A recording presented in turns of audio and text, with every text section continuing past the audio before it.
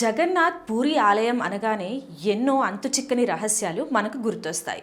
అందులో అన్నిటికంటే ఆశ్చర్యపరిచే విషయం శ్రీకృష్ణుడి హృదయం నేటికి అక్కడే సజీవంగా కొట్టుకుంటూ ఉండడం.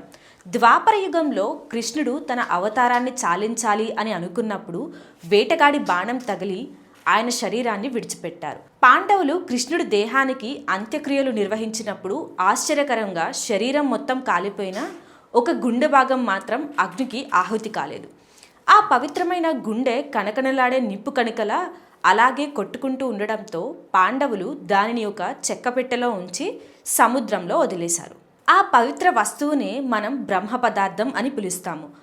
కాలక్రమంలో ఆ బ్రహ్మ పదార్థం పూరీ తీరానికి చేరుకుంది. అయితే ఇలా చేరుకోవడం వెనుక ఒక గొప్ప కథ ఉంది. అప్పట్లో ఇంద్రద్యుమ్న మహారాజుకు శ్రీ మహావిష్ణువు కలలో కనిపించి సముద్రంలో కొట్టుకు వస్తున్న ఆ పవిత్ర ధారవును తీసి విగ్రహాలను తయారు చేయించమని కోరారు. ఆ విధంగా దేవశిల్పి విశ్వకర్మ స్వయంగా వచ్చి విగ్రహాలను చెక్కడం ప్రారంభించారు. ఆయన పెట్టిన నిబంధన ప్రకారం గది తలుపులు తీయకూడదు. కానీ కుతూహలంతో రాజు తలుపులు తీయడంతో విగ్రహాలు చేతులు కాళ్ళు సరిగ్గా లేకుండానే ఉండిపోయాయి. ఆ అసంపూర్ణ విగ్రహాల లోపలే బ్రహ్మ పదార్థాన్ని అత్యంత భక్తి శ్రద్ధలతో ప్రతిష్ఠించారు. అప్పటి నుండి నేటి వరకు ఆ విగ్రహాల రూపురేఖలు అలాగే కొనసాగుతున్నాయి.